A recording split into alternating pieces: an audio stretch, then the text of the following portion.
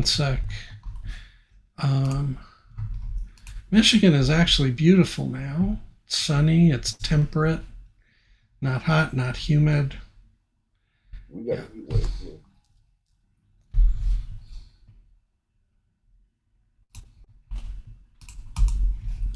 Okay.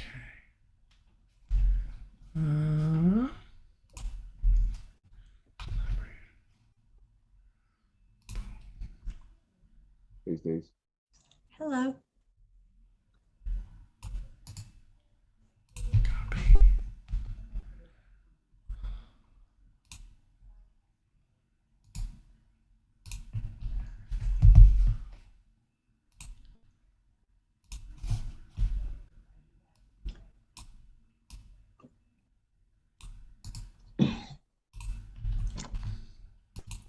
I'm gonna go make some lemon juice.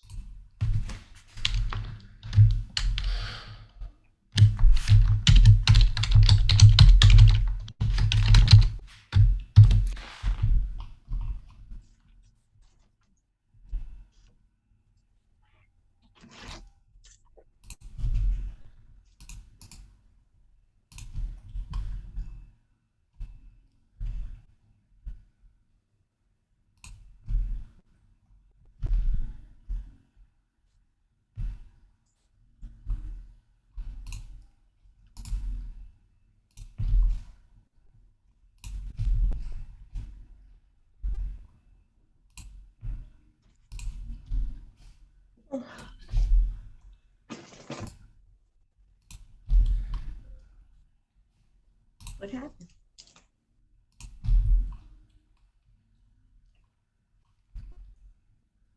Hi, Barry. Welcome, Barry. Did you get the tune I sent you in Messenger? You're muted. Oh, now you're not. No, I haven't actually been on the internet since, I don't know, yesterday afternoon. Because of the heat? Well, Friday night we played Dungeons and Dragons, and so I slept in Saturday. What's day? Sunday, right? So Saturday I worked on some projects downstairs because of the heat, and so I haven't actually been on the internet except to do tinkering. I don't know, did I tell you that there was this crazy lady who has tons of broken crap that she can't get on the internet? So little by little, I'm getting it all back in working order, but a couple of the items were rather. Yes, I commented to you. I Oh, you commented to you that you should go there and use her air conditioning. She doesn't have any. Oh, okay. Then No, stay downstairs. I have downstairs air conditioning. I just don't. The upstairs has a leak in it and won't keep a charge of Freon. Now my downstairs is fine, except that like yesterday, I was on a little laptop in the kitchen where it's cool, but it's a little screen and I can't read the text because it's much smaller. And I don't have the second monitor. And so I sort of, you know, it's like you're traveling with a little overnight bag. You got practically no resources. Well, if you have time today, I'd like to have a quick chat. Sure, no problem. I did have breakfast today. Yesterday, I didn't even have breakfast. Oh, wow. So you're on a, not a widescreen, you're on a standard width screen today. Me? Yeah. Maybe, I don't know what, you know what? This computer has a mind of its own. It did like a reset, like sometimes, just now it happened a few minutes ago when you heard me say, what? My screen went blank. Oh. For no reason. Okay. You may be on, you have more than one camera? Not hooked up, no. I have the camera that pushes down, so yeah, you have to pull it up. It's not a big deal. I don't really need to see all the extra space to your left and right. But no, but it's interesting. Maybe it has to do with the way my Zoom settings are. Well, if you go down to the camera icon in the lower left and click the little up arrow, and option is video settings. Well, hold on, stop. I don't have a camera icon lower left. Oh, wait a minute. I have where it says start video. It's just start video or stop video. Yeah, where it says start and stop video, to the right of the little camera icon, there's a little tiny Arrow. pointing up caret arrow thingy. Got it. Okay, so you want me to go to video settings? Yeah, all the way to the bottom of that menu is video settings. Okay. It'll tell you if you have more than one camera also. And also what I don't, mode. it says HP webcam, original ratio. Original ratio is old-fashioned television ratio. Does that have an option for a different ratio? Like HD? I just did. But I won't look wider, just the picture, right? It doesn't stretch it, it just fills the frame. Let me tell you something. No, it's true. It's really true though, because my old TV, depending on, I had 3 different choices of how to set up the camera. So one would stretch everything out, but the other would thin everything out. And I put it that way, and you'd be amazed how it changes your self-esteem. Yeah, it looks like you're real skinny. Yeah. That was which is go ahead.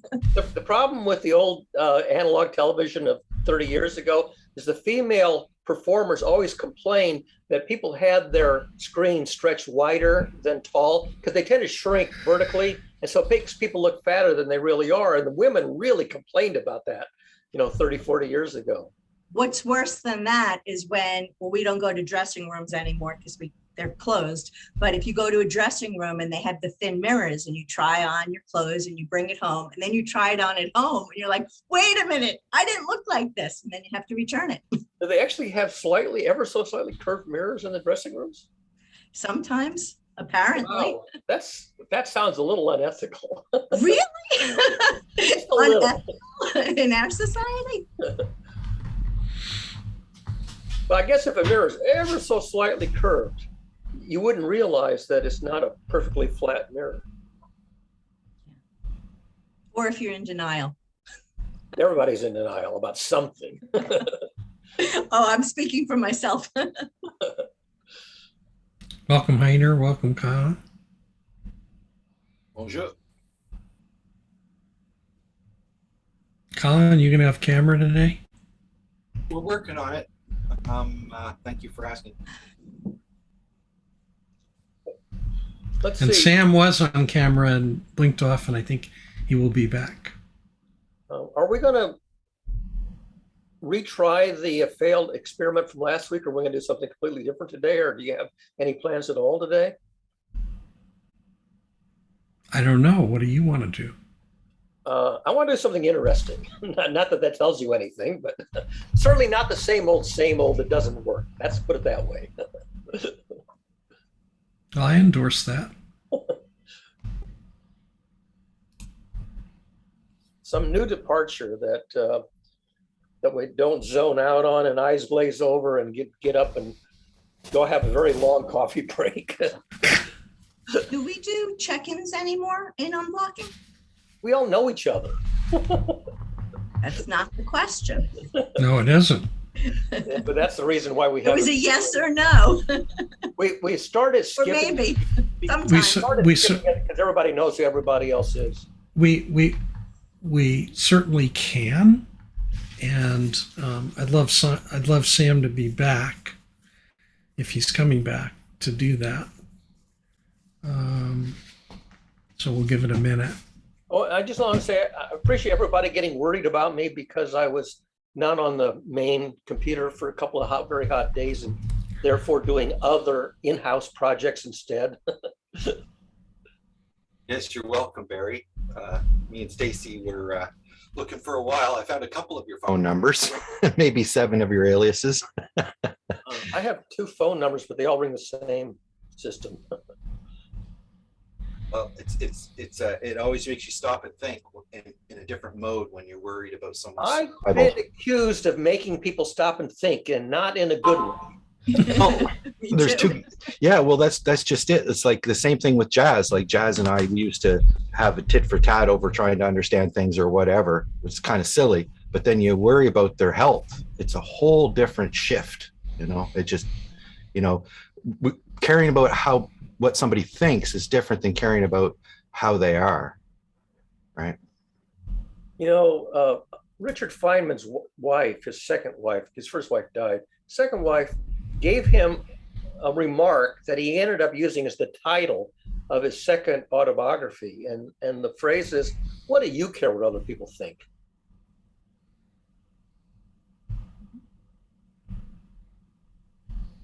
Maybe a better one is, why do you care? There's a good answer for that, because if other people have inaccurate beliefs, they're going to have maladaptive and contraindicated practices, and that can affect the whole culture. So you can elect a president who's a complete doofus who completely destroys the culture, and that's because of what other people think. Heiner, you have your hand raised. Hello. Yes, I have a request for Doug, or maybe also for Sam. I think we are getting more and more to a very close job, like 3, 4, 5 people. And maybe one of the reasons is on all the official websites, the old Zoom rooms are still available. And I only realize that I'm always on different devices. And so the room is not stored. And then I always have to go back and start with the wrong pages. Maybe it can be updated. I'm looking at that right now. Yeah, I don't know when, Doug, you switched, but if this is the new one for all, then I guess I will go back and update the one that's in the announcement. The barn raising link has not changed for years. It's when Gertrude's session ended, and then Doug also ended the Thursday session, but he began using the Thursday Zoom number for Sunday, which is like a month or so ago. So this is the old Thursday Zoom code, and the old Sunday one he's not using now. But that wasn't on purpose. I think it was just getting him mixed up, starting and stopping different sessions on Thursday, Friday, and Sunday. I'm trying to figure out how to edit the about.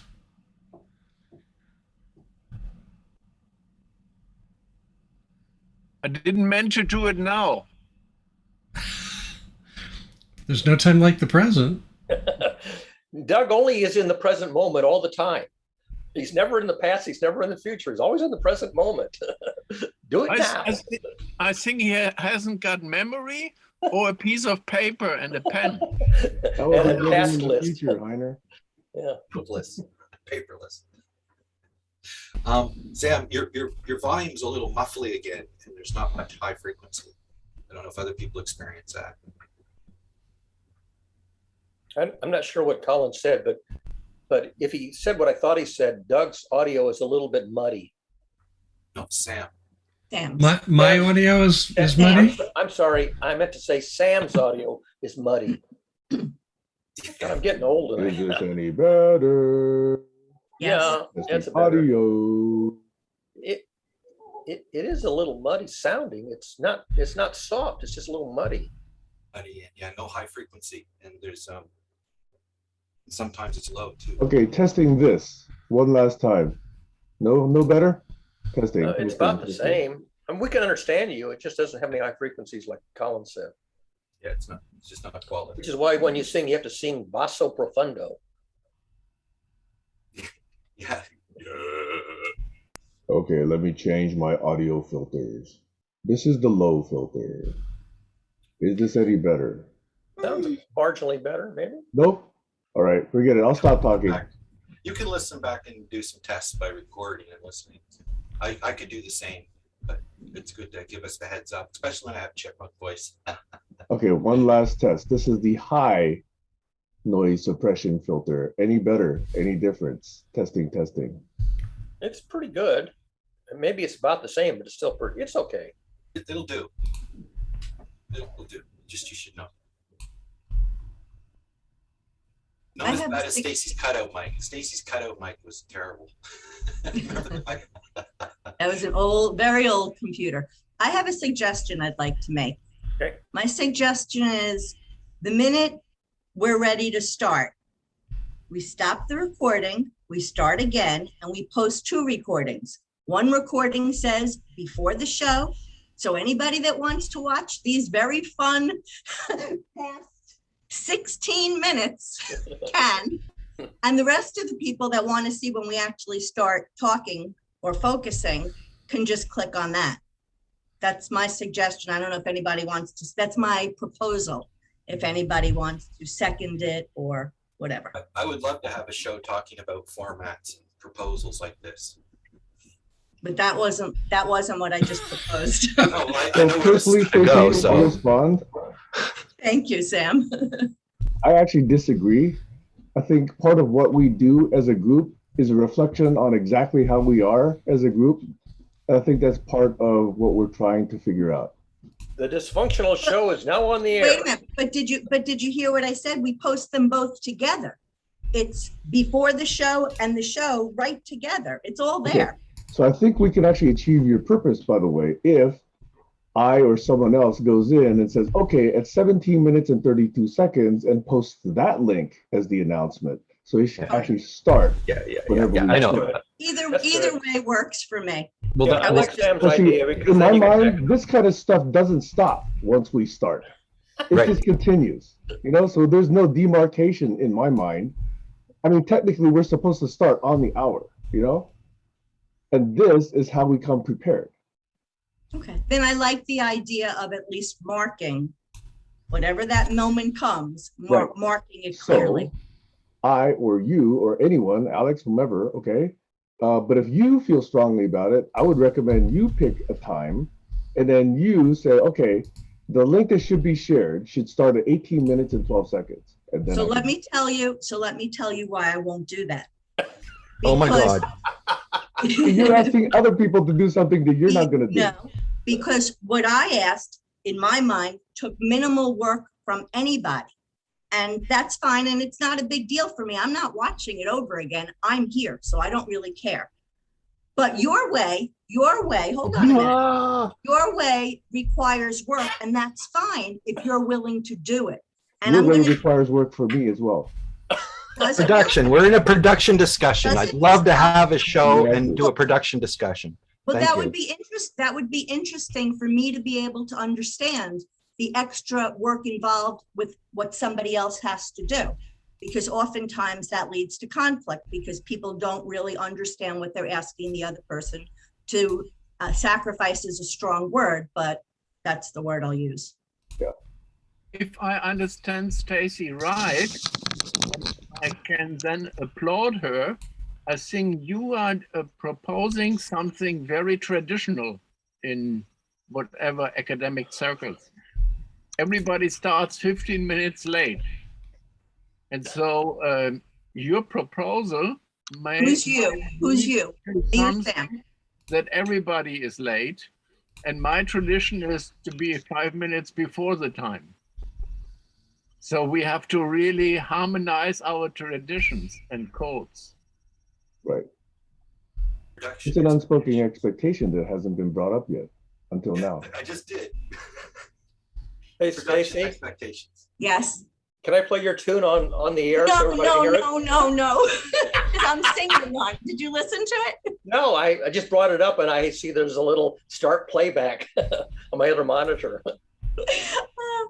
Oh, wow. I'm not can as use- brave as I think. If it were just us, I would let you. Okay, no, that's okay. I just didn't want to play it with my mic open. Mute yourself and play it. It's only a few seconds. It's a minute. A minute. Okay. Well, I heard the idea of structure brought up and the idea of that we have luxury space here where we can worry about what people think as opposed to worrying about if they're actually able to survive. And today, Stacy posted something that kind of rocked me because it was about the Taliban taking over in Afghanistan. And it's just like she zoomed into a actual person sitting somewhere who just got gifted his brother's wife with 6 more children. And I won't go on, but if you have a mind like mine, it starts to wander in that space. and you feel very compassionate for the situation, and it's so frustrating. And I'll just zoom back way out of that again, right back to where we were, and say, what are we doing with our expectations of what's here? And when Barry started saying, I seen Doug say he was open to that, but I was taking the opposite, that Barry seemed like he was saying, what's the plan? And Doug says, well, we don't really come here with a plan. So it would be nice to have some perspective, because I don't think people are here to cause trouble. They're just confused on where the terminal is, or if there's a terminal. Thank you. Alex? Good morning, everybody. I'm sorry I'm late. Is my audio clear? Yes. You can hear me? High quality. I was thinking about the uprising in the Afghanistan major capital, reinvaded by the Taliban, which was a news item, probably the one Stacey's referring to. And it occurred to me that they are Muslim fundamentalists, and the occupiers who have just cleared out are American fundamentalists, Christian fundamentalists. So there's the clashes of religion, Christian versus Islam. That's what's going on. That's what's really going on. It's not about oil. Well, a little bit, okay, some of it's about oil. Some of it's about opium poppies. There's lots of layers. So it's multi-layered problem, exactly. And I don't think we can solve it here. I don't think anyone can solve that except maybe an uprising in the revolution in American politics. Who knows? But anyway, I'm sorry I'm late. I was sleeping. Over. Barry?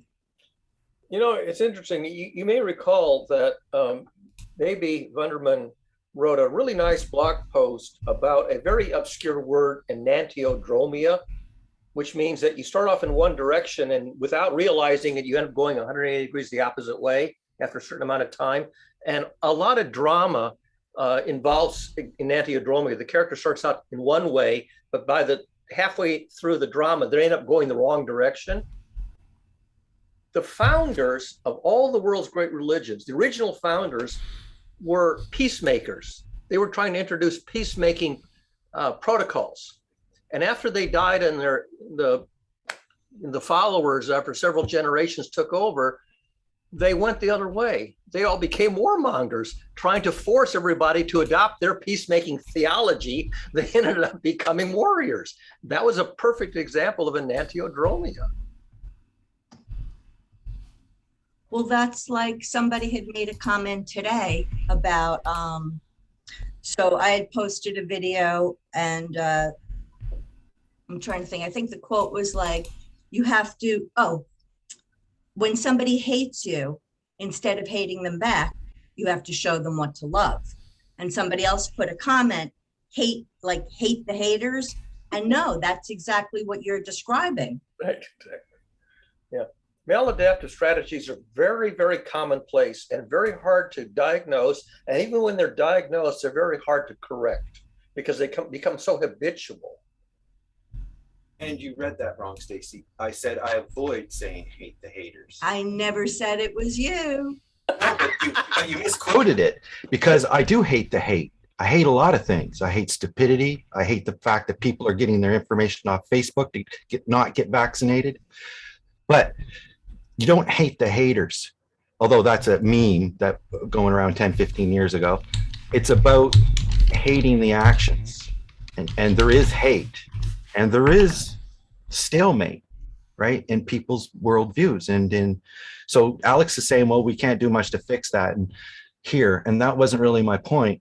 My point was, what mind space are we in when we gather here? Are we in a luxury privileged space, or are we in a space where we're actually trying to jump into global challenges, or are we just trying to be sense makers, which is what I'm trying to do? I think that's what. So we each kind of have a different reason to be here. That's what I mean. And I kind of align with Heiner in some ways. I really like what Heiner says. I like what Doug says, but there's conflict in getting to something concrete. That's the thing. And I don't know if we're here to get to something concrete, perhaps. I don't know. But is it a luxury space we're in, not worrying about whether somebody's alive or going to be alive tomorrow? I just want to say that I didn't mention your name, but since you mentioned your name, I'm reading it right now. This is what you wrote. Yes. Hate the hate, ... So I Yes, hate the quoted hate. you accurately. You said hate the haters. And Oh, I apologize. You're right. read the next line. There's two, it's not It's in the next line says, I avoid saying hate the haters. Yes, well, I mean, it's not the And next. that's what you quoted me as saying. Okay, but I never quoted you. Yes, you did, because I wrote it. You know, if there's one thing I will not tolerate, it's intolerance. Oh, man. So I didn't come here for an argument. $5 more. What's that Monty Can I- Python thing there? How can I tolerate people who misquote me to my face? I didn't say anything about not being able to. I couldn't fix it. I said I didn't think we could fix it. So there's a difference, and that people think I said I'm not going to fix it. We can't fix it. That's not what I said.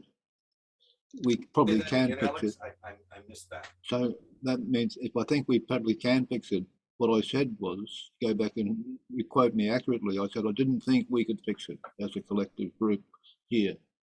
Okay. The problem with I'm sorry, go ahead, Barry. the problem with diagnosis is if you're in the habit of misdiagnosing things, which is pretty commonplace if you're trying to fix things, you misdiagnose the flaw, and so you fix the thing that's not really what's broken, and then you make it worse. If you're in the habit of misdiagnosing, then you're really screwed when it comes to diagnosing your own misdiagnosis.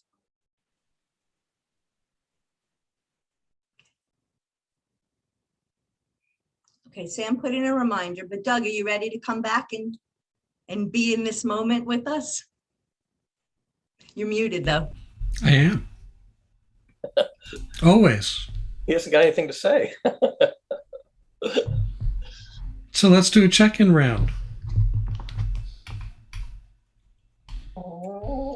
Okay, I'll start. Some of you may have been following me on the Facebook site and may know that I've had a visitor here the last week. And no, I don't mean my ex-wife, who actually was here visiting my daughter and staying here for a week. But last Saturday, a stray cat showed up. Beautiful cat, beautiful temperament, wonderful personality, purrs like a motorcycle. And so every day I fed it and let it out. Every day it came back, and more I let it out more and more often. It came back more often, and so I kind of liked this cat. Very, very astonishing that he and my other cat Lucifer have gotten to a state of coexistence. They actually slept on my bed together with me, about 2 feet or 1 foot apart, with no issue. And then the dogs have actually been sniffing the new cat fairly regularly, and he puts up with it. So I felt a cat this good must certainly be missed by their family. So I took it down to the animal shelter yesterday, expecting to have the chip read and that I would have to lose this cat and I would miss this cat terribly. And it turns out this cat had no chip. I've actually announced it on the island for a week already. I've had 4 respondents say, hey, I lost a cat, but none of the descriptions match. So I'm gonna let this cat adopt me if he still wants me. So I just thought I'd share that with you because some of you have been following on my website wall and know that this is actually a very beautiful cat. It's a 16-pounder, Tabby. Anyway, that's what happened this week. I thought I'd just share that. And so another cat adopted me. And some of you may have heard the first story of how my original black cat, Lucifer, adopted me. So this is perhaps the second time. Over. Your cats are not only peaceable, they're peacemakers. And they don't even have to think about it. They just do it. you weren't on an She's island, I very suspect zen. you'd find Nothing more. matters to a cat. I'd say if you weren't on an island, you'd have more of them probably. On the very tip of an island, yes. Yeah, I ended up adopting a few, or not really being adopted. Cats are quite a thing. Who can remember the jingle from Hanna-Barbera about Felix the cat? I can.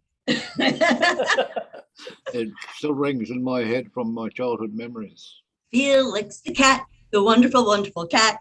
You'll laugh so much your eyes will hurt, your heart will go pitter pat, I think. The sides Watching will ache. Felix, the wonderful cat. Nice to hear that. That was actually not part of my childhood, but nice to know.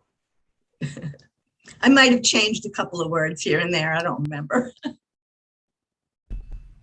Something will hurt. Mhm. Your sides will hurt. You'll laugh so much your sides will hurt. That makes more sense. Your heart will go boom, diddly boom. No, it will go pitter pat. One more thing.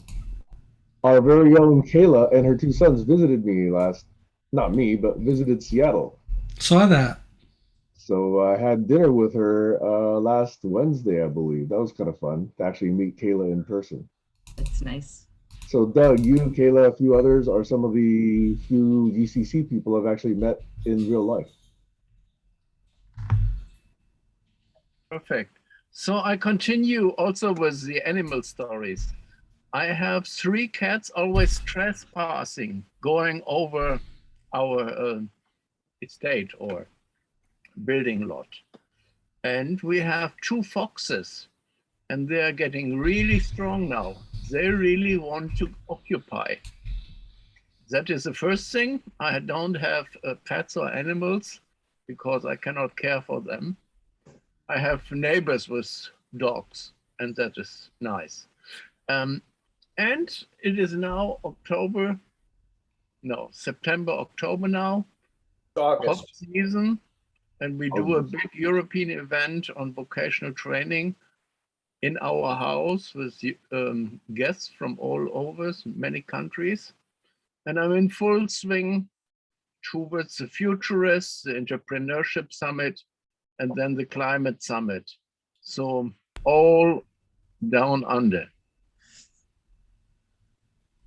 Over. I'm confused. I don't understand. What do you mean?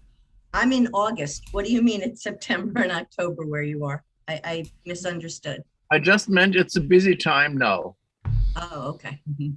So the next 10 weeks. Thank you.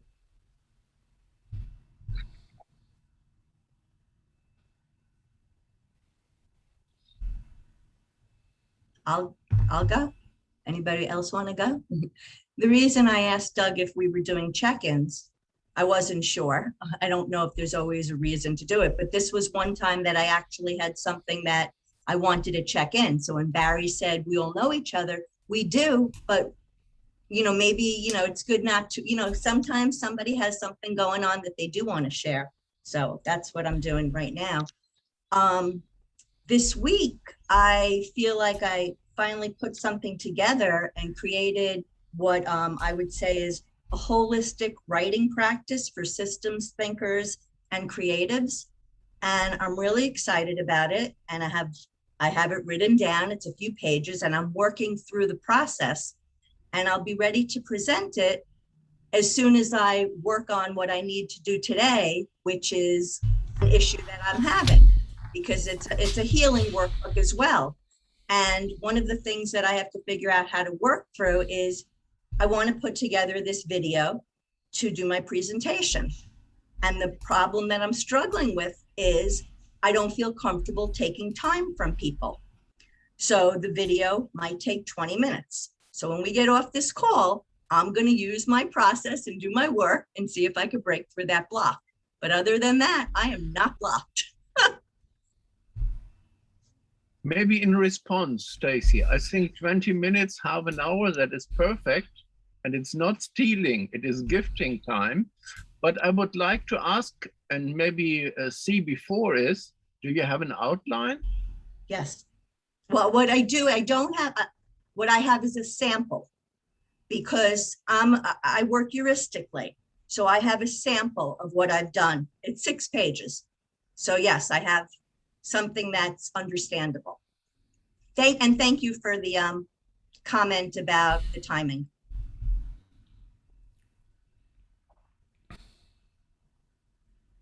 So what's the tickle about in terms of asking people for their time?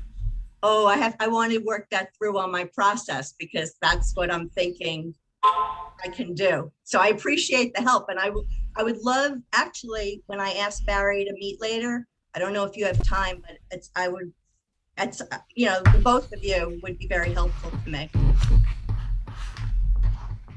I can't later today, but I'm certainly open to doing a sidebar. Sure. And actually, I could answer that question briefly about the tickle because that won't. The tickle is, why would somebody want to listen to what I have to say? And I don't want them doing it because they're being nice. I want them doing it because they're interested. And for coaching and critical evaluation? Well, but that's why I would go directly to you or to Doug. But I wouldn't want coaching and critical evaluation from somebody that I don't think gets what I'm trying to do. Okay. Are you presenting it as a presentation, as a tutorial, or as a suggestion or an idea? Or No, is there a format? Well, I almost said it yesterday, but I didn't want to commit, but I'm actually thinking of putting it together like a workshop in like one of like the Friday slot or something like that. It's sort of like the way Gertrude, it would have been the same people that may want to have gone to her would want to go to this, but this is more fun. This is a more interactive, there's music, there's movement. It's a different way to learn and play and heal at the same time. Sounds fascinating. Thank you. We all need healing. Well, that's a projection, actually. I remember Doug, That's pretty accurate observation. I remember Doug started the deep dives, and one of his laments was that everybody didn't finish, like to be concerned to be there to hear each other out. And that's kind of what I was, maybe I'm misinterpreting or putting my own connections, but when you're saying somebody to listen to you because they're interested, not because they feel obligated to be nice. Yeah, can I respond? Sure. So the interesting thing, what I like about this program is, other than the first 20 minutes that I'm asking for, that's all that's really required, because the reason I call this a systems thinking approach is there's things built into it, what I might call conversational filters. It's bigger than I can explain here, but there is something in it that I think Sam and Colin would find useful in terms of the way I format it with links.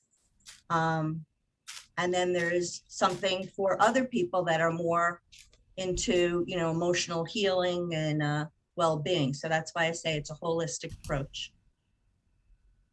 Structure, focus, and context would help. If you have, it's all built in. And that's what Alex is saying. That's what Gertrude did. And I brought up earlier, is this space in any context that I can align with, or is it just an open thing for people to discover what it is they're trying to align with? I don't know. I think it's probably more the second. So as you're sense making, you're doing your own sense making, not group sense making. I don't know. And like I said earlier, there's this effect of noise that gets taken out of the system when a group of people get together. And so I think, Sam was saying stuff about if we went into breakout rooms, it wouldn't be the same thing. But there's no reason why we couldn't have like a Friday or where, a certain topic might require breakout rooms, but not just breakout rooms because I don't like the temperature in here, like arbitrary. It has to, more planning and reason why things take form in the generative allowing of the becoming, right?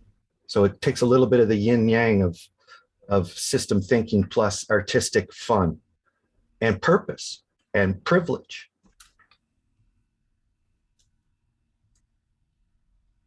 Alex, you're muted.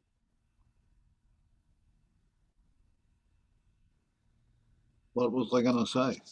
I don't know, your hand is up. Oh, No, that's on his background. I'll take it down. I've got nothing to add to that, so I'll take it down. Oh, no, it's not on his background. I thought it was on his, see, I misdiagnosed that. I thought that was a part of the graphic of his background. I'm still interested more in Stacy's idea about systeming, and if it's something that she can tell us more about now, or if it's more of an enactment thing that kind of unrolls, because I know Stacy likes to work sometimes building as she goes. The workshop, which would be done on a call, is an interactive workshop. The process that a person does on their own, they're doing it on their own. The artifact of what they create is something that people could plug into the same way you use Jerry's brain. Sounds like what you're talking about is what I wish barn raising had for a session, or is as well, because I do think it does align. You know, this idea of system thinking, sense making, and you know, Heiner's has a whole portfolio of thinking about contexts. And you know, I think I really do think that we could move farther and faster if we looked at shining the positive things that we're trying to bring forward as values, as opposed to nitpicking some kind of position. Well, now that I know that there's some interest, I will put it together. I mean, if you wanted me to do a video, Colin, it would be helpful if you help me insert the music where it needs to be. That's why I'm not really good. You're talking about production. What? You're talking about production, and like earlier today when you're saying it'd be nice if we could, you know, start the video for one version for people who don't want to see all the preamble, right? Like that's production thinking. And I'm thinking about production too. And I know Heiner's built some videos and stuff. So it seems like you're sprouting off in that direction. Okay. That you want to design and build videos and documentaries, or I don't know. Well, I just have my part and I'm happy with it. I see what I like about this, which is why I don't have the block anymore, is because what I'm doing, I don't need anybody to do. I've been doing it all along. And when we get off the call, I will do the process, and it's making me feel really happy. And I have shared it with at least a handful of people that love it. They don't understand the tech part of it. They're not from Facebook, they're real world people, but I'm getting a positive response and that feels good. Heiner? Can I get an idea how you do it? You see, I'm getting allergic with all these people speaking about system thinking and holistic thinking and all this.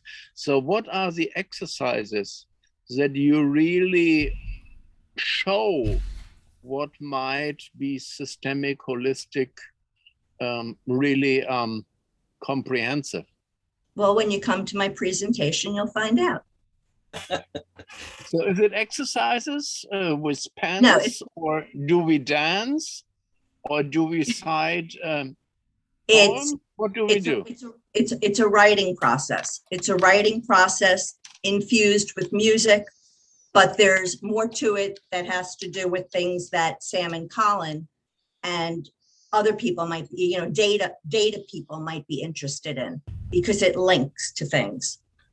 Okay.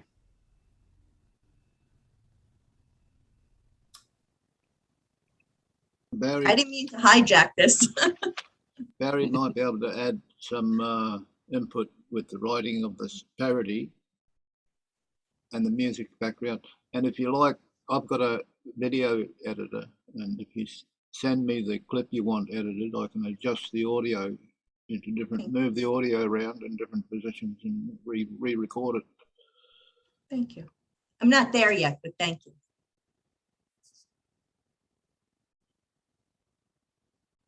One thing I will say that I'm glad to discover that I'm not the only one who likes to create song parodies. I'm a big fan, as you know, of song parodies. I appreciate that people don't always enjoy song parodies, especially when it's about them. But what the heck? I mean, if we can't laugh at ourselves, how are we going to heal ourselves? You know what, Barry, if you want to, now that I just said this, if you want to play that, you can, because I just shot this off to Barry because it was my lead up to this. So think of it as a theme song.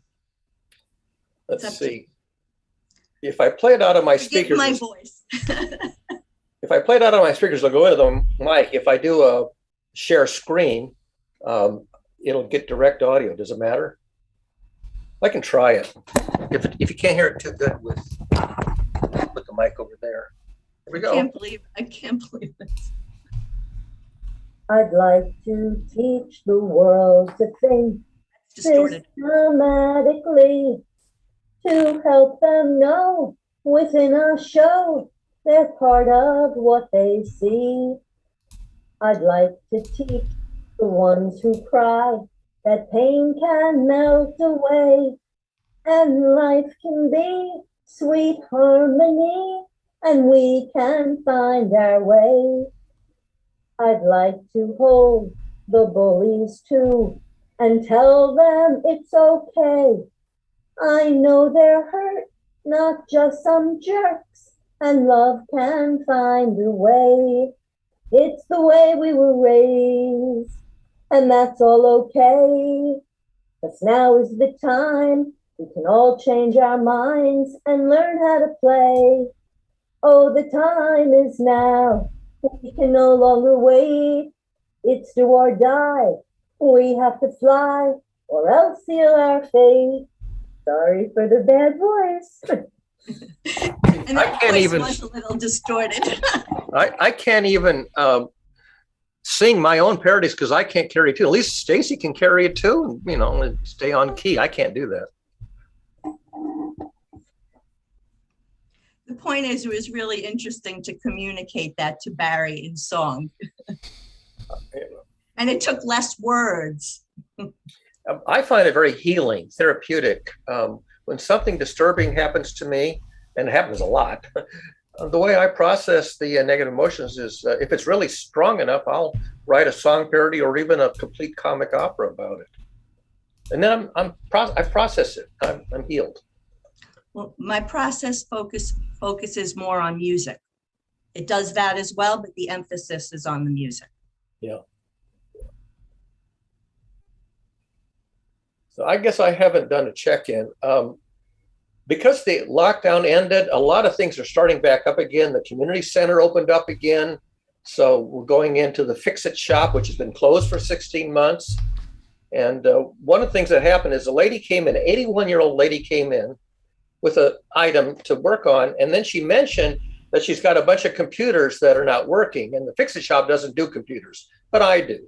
So I told her, I said, well, on my own time, you can drop anything off at my house and I'll work on it at home. Well, tell me, she dropped off. She had so many non-working items, and I've spent, this is one of the reasons that I've been doing projects down in the cool downstairs instead of up here where it can get really hot on hot days. And let me tell you, they were challenging. I've only sort of half solved. I solved two of them. She had messed up her Wi-Fi routers where they didn't work. And I diagnosed that problem and fixed it. That was easy. Then she had two really old computers, a desktop and a laptop, that didn't work. And I'm still working on those. And when I start doing projects like that, I also end up working on my own stuff that's been sitting around. So that was one of the reasons that you haven't seen me online for the last couple of days, is working on these projects. I also got a haircut, and I got a new prescription. These glasses that I'm wearing are supposed to work for about 4 or 5 feet for computers, and they really don't work up close. And so when I'm working on pieces of hardware, I have terrible close-up vision. I mean, you need to go get a third pair of what they call electrician's glasses for doing close-up work. So, things are kind of getting back to a different routine. I'm not sitting at this upstairs computer every waking hour.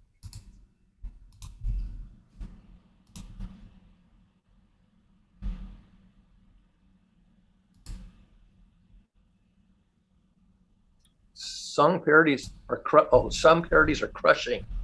Well, yeah, I suppose. By the way, this lady who's 81 years old, and she had to come over to my house to drop things off. She wants to know the diagnosis. She wants to understand the diagnosis. This is like explaining to somebody, quantum mechanics. I can tell her all the technical terms, but she doesn't know what any of them mean. Although she can remember the names of the technical components that are faulty. But to explain to her so that she can actually understand, it would be like 2 years of technical school. And I had to explain to her that you need 2 years of technical school just to understand what I'm talking about. But let me tell you something. She can talk. I found out that there's now 2 people I know who can talk and talk and talk. And at the end of the hour, you say, they didn't really say anything.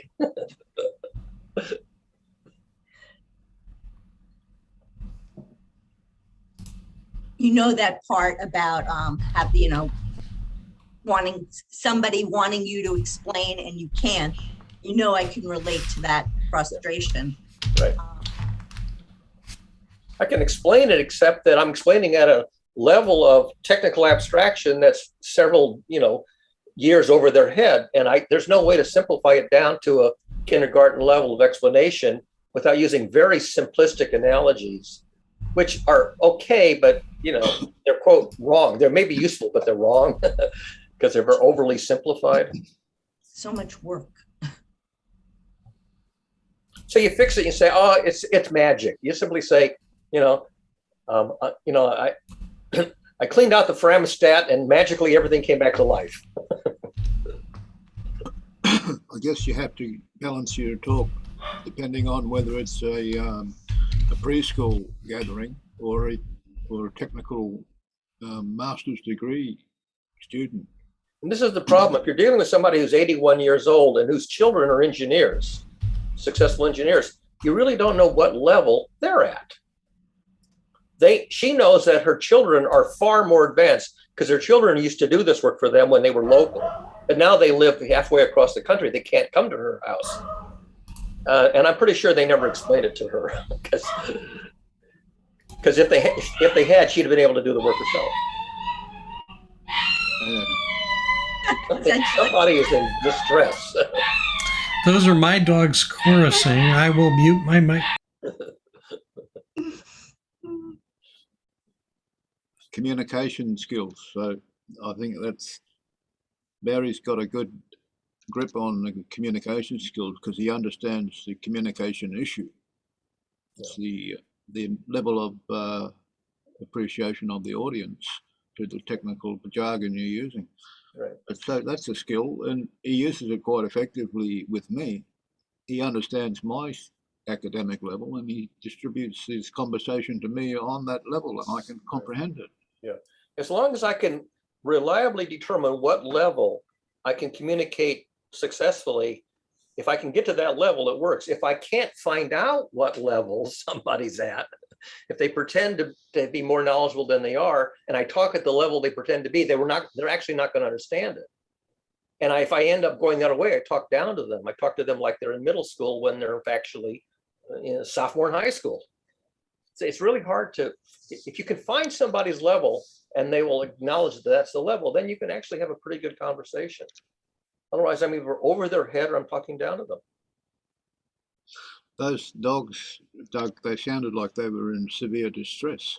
They did. No, they sound like they're barking at something out a window or something. Rabbit, probably a rabbit. Down that rabbit hole. So anyway, that's the end of my check-in. Finally, the heat wave broke. I love Colin's background. I'm wondering about Glenn, why he's not here today. He wasn't here last week, but he showed up yesterday saying that he watched last week's Unblocking, and he had questions. Be nice to tie these things together. So message him. That's a staggeringly present moment response to that Well, like contribution. Stacy, I don't want to individually bother somebody, but if I'm getting roped into it from peer pressure, then yeah, maybe I'll do that. Yes, Einer. I roped you into it with peer pressure. You did that, Stacy. I am powerful. Where's your whip? Yes. I was Right. positively triggered by what Barry said, because he spoke about level.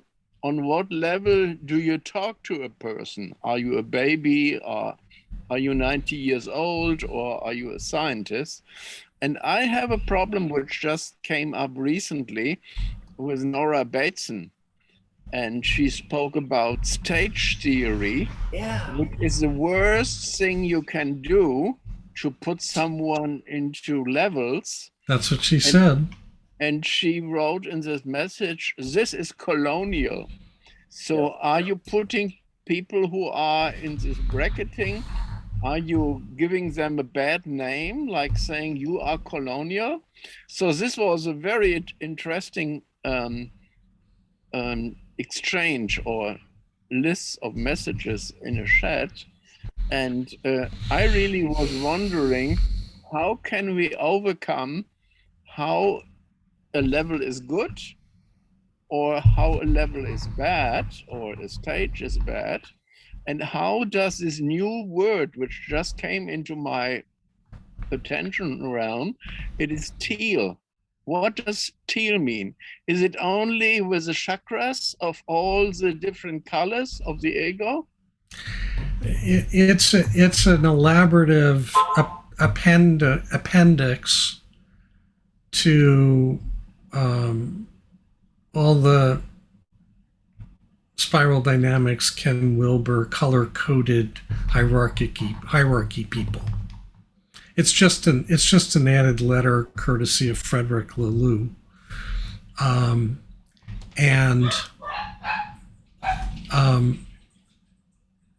As fast as it came into the lexicon, it got added to all of the hierarchies and judgment programs and frameworks. So it is equally contaminated and radioactive with all the afflictions of all of the folks that live by color codes, letter codes, number codes, and secret handshakes and special languaging. If that helps. This is colonial? Is this colonial? Well, no, I think her comment about colonialism was that folks that bring these constructs to the fore are ultimately projecting judgment, and no matter how sort of leading edge and woke they purport to be, they're ultimately setting up a hierarchy within which they're at a higher level than everybody else. And that is projection of power, control, authority over, and shares the attribute of that with colonialism.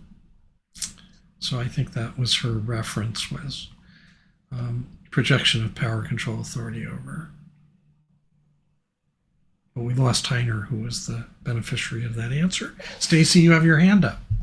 Yes, because I'd like to speak to that. I mean, I didn't hear Nora Bateson speak, but I'd like to speak to where I think what she's saying and what Barry's saying, how they blend, because I've actually lived it as both the person being judged and the person judging. And how I can fit those two together is to say that I look not at what a person already knows, but I look at the way they learn, the way, the rate, the kind of questions that they might ask, or the way they appear to listen and process the information. And that is one step. Once I've established that, then I move on to Barry's, figuring out at what level to come in on. But I would guess that what Nora's speaking to is like somebody like me. I had to keep pushing to prove that I could be part of the conversation. I think she's saying that's not right. It shouldn't be that way. There are a lot of people that you don't want to just assume they're not going to be able to understand something. And again, I didn't hear her talk. I'm just interpreting what I think may be the other side.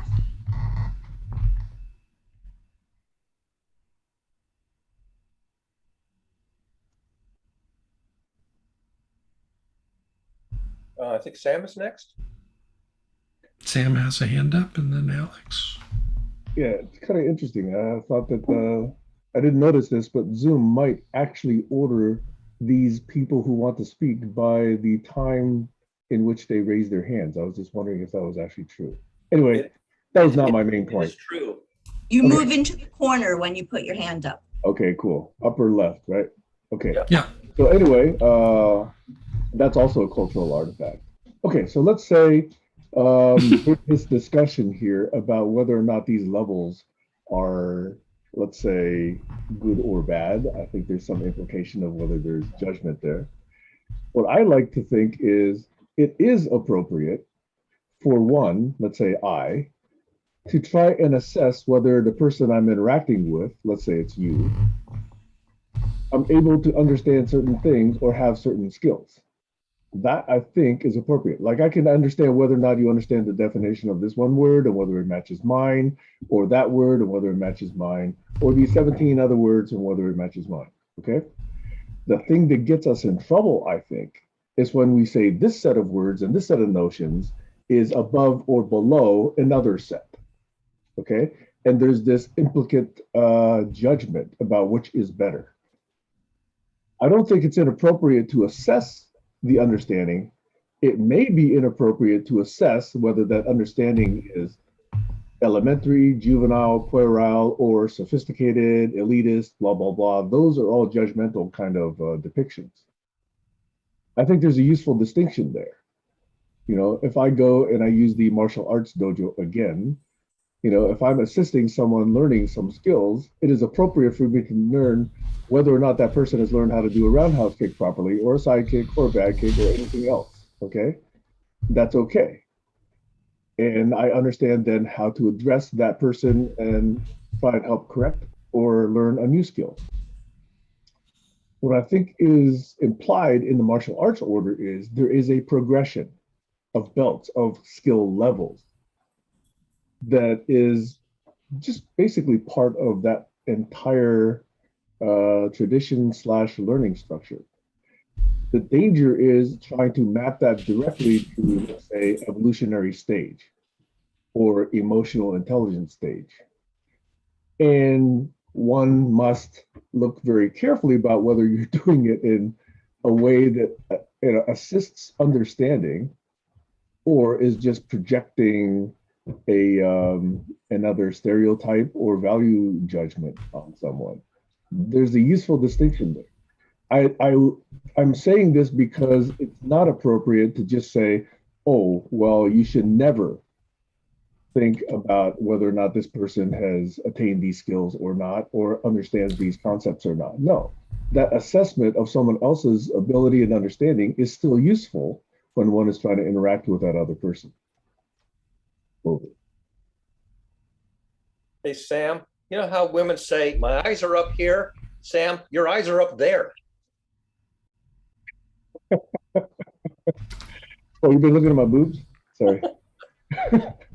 Alex, you had your hand up. I just want to make sure we're. Yeah, I was going to mention that when you admit to people that you could be wrong before you espouse your philosophy in great wisdom, they're more likely to be receptive and comment and criticize constructively than when you put forward a theory that you believe is not open to interpretation. And so, in other words, when you believe you're right, as I often do. So it's relying on a power greater than yourself. So relying on a universal knowledge of the cosmos that is something, a power that I can believe is greater than myself. I was born 50 years ago, 65 years ago, and in 15 years or so, I'll be dead. Probably less than that. So people come and go, but ideas hang around. And the idea that you are the greatest power in the universe is specific to the present moment until it changes. If I can rely on the fact that there are things I'm learning all the time and other people have learned more things than me, then I'm not the greatest power in the universe. And I understand that, and then I'm open, more receptive to learn other new things. Over. I think I was. Colin? Barry, hold on. Okay, I thought I was next. I thought you interjected. That was your hand. No, I'm sorry, that was not my hand. Okay, then I inappropriately lowered your hand. So go ahead, Barry, and then Colin. Yes. Yeah, I don't know if Heiner's listening or not. When Nora posted that very short comment that stage theory is baloney,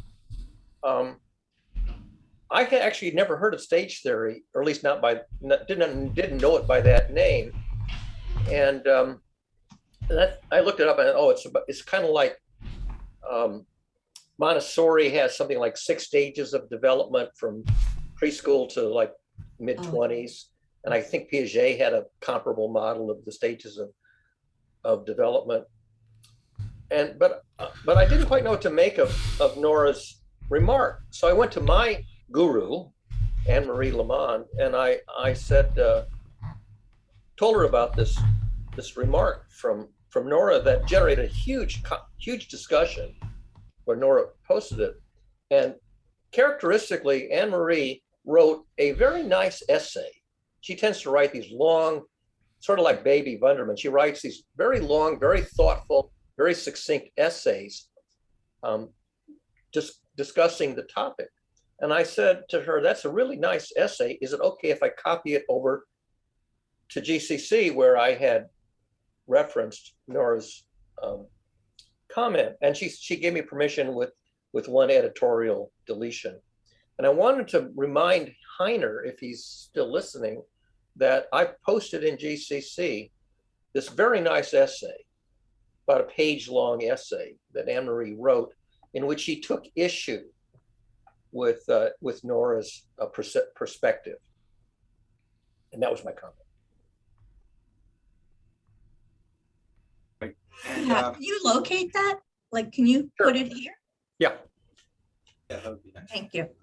As well, when Barry was speaking, I was thinking of the talk in Unblocking about levels and hierarchy, because I am trying to think in the context of doing things new as much as possible, and it's hard to do. It's like I hear Schmattenberger and Jamie Reel. There's a video Where they're talking about game A and game B, and where we're all living the industrial frame game A, and game B is the possible best future, say.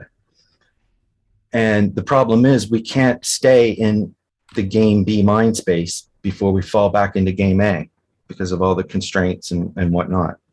Now that could be the garbage that's meant to be left at the door if we're framing a conversation as game A, game B.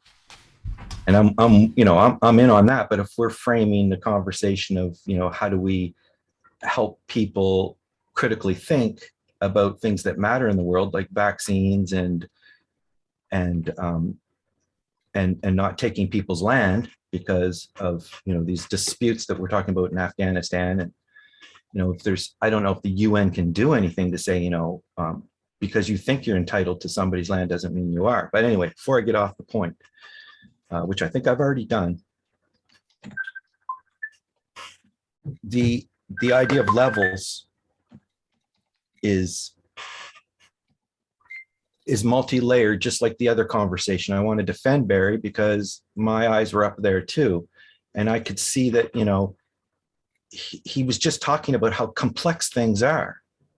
And then you take his analogy and simplify it to a fact that, you think that Nora Bateson was criticizing his assessment of what people who are looking at closed system assessment of levels, like Sam is with karate and mastered, what level are you at? What should you learn today?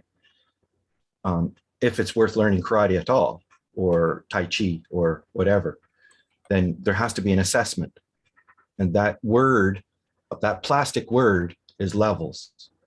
And so I think I'm going to go with plastic word for my word for the month. Or for the season, I'm going to drop Steel Man for now. That was for springtime. And we'll move on. Plus there's lots of Thank you. Well, there's lots of trails. I haven't dropped it. I think I've planted it. I'm hoping it's going to grow. Anyway, this levels. Steel actually rusts. It doesn't grow. Platinum flavored platinum. So, which is the next level? It's the teal of Steel Man is platinum. Oh, so God. anyway, yeah, exactly. Don't go there. You're into ideology and trouble then. So, so just to wrap it, if I can, if you want to talk about the context of something that needs multi ways of looking at it, like Stacy put up a post today about the multi different versions of power sources and the efficiency. So it's within a context, it's framed, it's charted, it's quantitative, but it's also qualitative.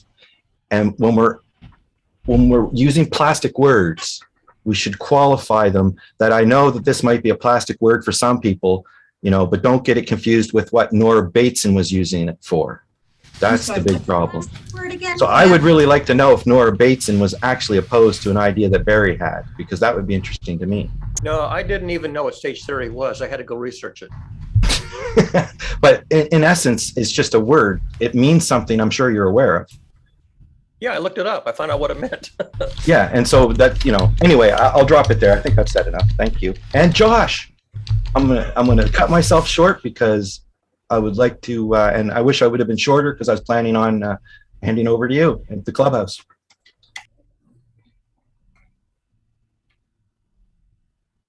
If that's how you do it around here. You're so silly, Colin. I don't have my hand raised, but Hello. hello. Good to see you guys.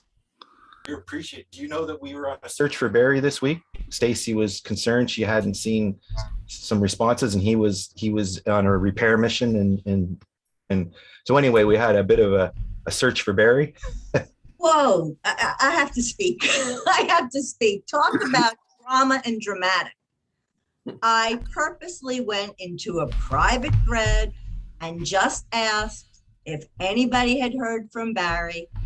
There's nothing to be embarrassed about. That's a beautiful thing. Not about being embarrassed. There's a reason to do it privately. So the fact that he's fine and to bring it up now, it just seems like very dramatic and unnecessary. And people do that all the time, and it drives me nuts. Well, I can ask Barry how he feels about it, but I would think he would feel nice to know that people care about him. Right, but he didn't need, I'm sure he does. I don't want to speak for him. I'm sure he does, but I don't really know what the purpose of bringing it up now was. Well, Like to compared tell to Josh the didn't need to know. personality of the deep dives, I think this So- is on the surface. So Josh raised his hand, and I'd love to acknowledge that and hear what he has to say. I appreciate it. I've been listening to the conversation as best I can, and I heard Barry say he's fixing computers, and I have to agree with Stacy. I don't need to know that. That's not even important. Is if Barry's here, there's no need to know that. But something just keeps coming up, and I'm just realizing something, and I wanted to share it with you, Colin, is when you talk about Smockenberger framing the entire conversation of the world into game A and game B, that personally drives me nuts from all the Smockenberger people that come to me and go, which game are you playing? Yeah. But I noticed something, you're framing on like every 3 seconds, changing the frame of the conversation. And it's pretty interesting. Like, let's frame it that Barry was missing, and let's frame it this way. Let's frame it with plastic words. Let's steel man this. And it really is a skill to switch people's mindset into framing a paradigm so that everybody speaks your language, whether it be colonialism, which was framed in the 1400s to say that people that are indigenous to certain lands are not as smart as the very intelligent Western culture who has raped all of the land in Africa and taken all of, the Roman culture took all of the trees and took them for their giant, huge empire. And because of that, 1,500 years later, we're superior. So now we have the right to go in and take whatever we want, even the people, and ship them over to our new colonies called America. And that was a frame that we're still trying to get out of. So it's very important. This is what's coming out to me is when you start a frame, and like Alex said, an idea will last way longer than you die. And Gomez de Zerara started a frame by printing one of the first books that said people of color are not as intelligent as people not of color. And that is the frame now. So now we're still living in that in 2021, that there's people that actually believe that people of color do not have the intelligence, the wherewithal, or the culture to understand the frame of Western society. And the elders of Zion contextualized Jews for contemporary framing purposes. And Trump characterized everybody but Trump. All of this stuff, for me, this is just for me, is rooted in projection of power, control, authority over others. It's all variations on that theme. So the question is, might it be possible for a group of well-meaning people to gather and engage with each other and collaborate and co-create without inviting that to the party? Not to reiterate my request/call to action from before, but that's the essential question. Is it possible for a group of people to show up and purely rooted in present moment begin a process of co-creation without ego, without legacy attachments, beliefs, fears, anything else? Just show up in present moment and feel way into collectively identifying what each person is in service to, and maybe firm up that statement as a collective expression that everybody aligns with. What are each individual's aligned values that on a collective basis all the other individuals can agree to? And with values informing the way of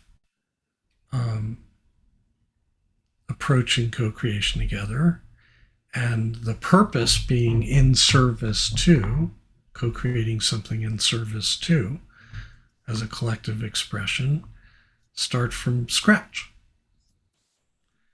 and see what happens.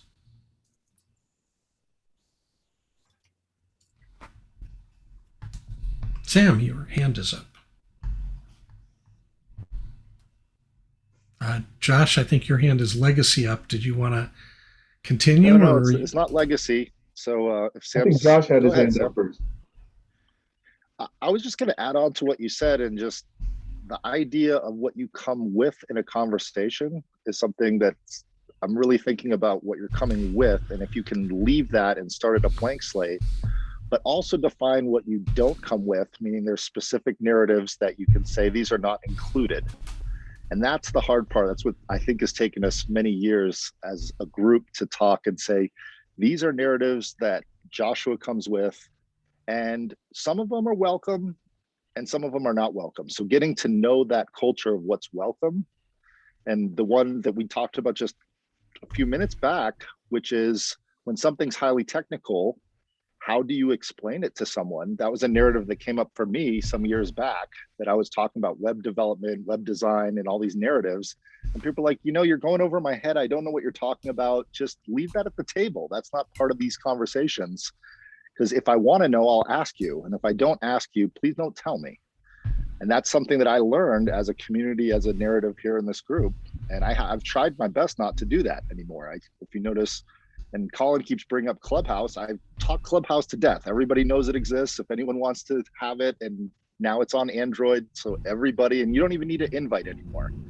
So I don't have to talk about it. If anyone wants to know, they can go check it out for themselves, and I don't have to explain it. But at the time when it was only invite only and only on iPhones, I felt the need to explain it to the group for those that couldn't check it out on their own or didn't have an invite.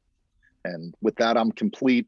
But just to say, culture that we create, framing that we create, is what we don't do, not what we do. And if we explicitly make an agreement that we don't do that, then we have a group and a club and a culture. And with that, I'm complete. Thank you. Sam, and then Stacy. Okay. In answer to your question, Doug, there is a question. The answer is yes, it is possible. And I believe that I have actually been trying to embody that possibility for the last 4 years. Now, I could also say that I don't understand how to do it, but to the best ability I know, I've been trying to do it for the last 4 years. Now, I'll answer a second question, which is it optimal? And to that question, I would actually say no. Because even saying leave things at the door is an attachment. Even saying leave things at the door requires that you understand what that means, which comes from history, which comes from experience. And so when I come and say, okay, can we co-create something? I'm not going to come with my rules of engagement. I'm not coming with my et cetera, et cetera, et cetera. I'm coming to see if we can co-create something. And I believe I've tried to do that for the last 4 years. So my conclusion after 4 years is it is not optimal. I do think that suggestions like agreements, like RFCs, like compassion, like listening, those are all skills. Those are all understandings that have come out of a lot of learning, which does come from a lot of experience, which by definition is in the past. And that's why I continue to say, I don't know what it means to just leave everything at the door. Even saying, don't come with XYZ means, well, I've got to know what XYZ is, and I've got to make sure I don't reflect that when I say something here. So there's a lot of that going on. Whereas if I were truly present, I wouldn't have that rattling around in my head. I'd be truly present saying, is XYZ relevant and useful here, or is it not? That should be my concern, not whether or not I'm leaving it at the door or not. The other aspect of it is starting from scratch. I still don't know what that means. We all are using English. That's not starting from scratch. We're not starting from baby language. We're all starting from fairly understood protocols. Like, I'm not going to talk while you're talking, mostly. Okay. That's, again, learned experience. So it's not from scratch. Little kids getting together, they're going to be babbling all over each other, right? We could be doing that, but we've chosen not to do that. Other skill sets, are similar. So I still ask Doug, and I have high motivation to really try and do what you ask, but I still don't understand what you're asking. I understand it in this way that I just described, but I don't understand it because I haven't heard you elucidate it to a degree that I actually understand and can then embrace and practice. Over. Stacy. Couple of quick things. First, I wanted to respond to Josh. I put it in the chat, but I think it's important. I don't think we can get from game A to game B. We have to create our way there. It's one step. We don't just create something over there and say, all right, now let's do it that way. We have to become that, to use Barry's words.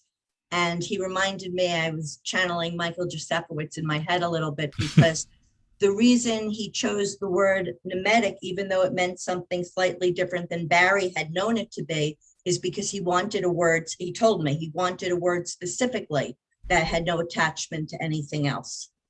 And the final thing was, can we do that? Well, by doing that, let me be clear. Can we, a group of people, get together and co-create and collaborate? Yes, I believe we can. I think it has to do with the way we organize ourselves. And that's what I'm trying to address in the work that I spoke about earlier, and just who I am as a person. I'm complete. And that baby got me distracted. So beautiful. Alex and then Colin. One of the things that I have trouble leaving at the door is the idea that linking people together is a co-creative process of co-creation. If people are linked, they're like, if I draw a line on the screen from your box to Stacey's box and then to Sam's box, there's a triangle. It's like a triad. If they're actually linked in the real internet world, in the cloud space, via documents called HTML web pages, then you've got an asset that's distributable with a hollow coin link with the blockchain. It's a document, a ledger.